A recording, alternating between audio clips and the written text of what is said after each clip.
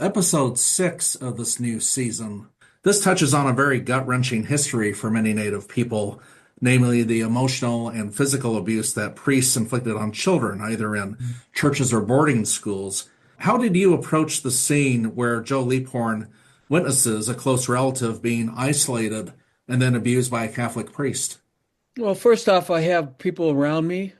Erica Tremblay, who Cayuga, I think she's Cayuga from upstate New York, I think, who is the director.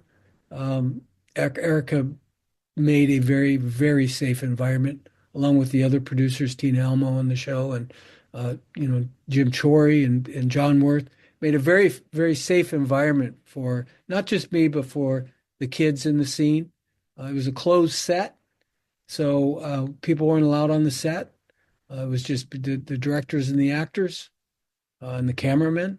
The way I approached it, uh, there's a lot of things I could relate to in that scene. Growing up, on and off the reservation, next to the reservation up in Browning. Um, I went through some things as a kid. I'm not going to get into details, but they're very similar to, how Joe was affected when he was a kid. And so I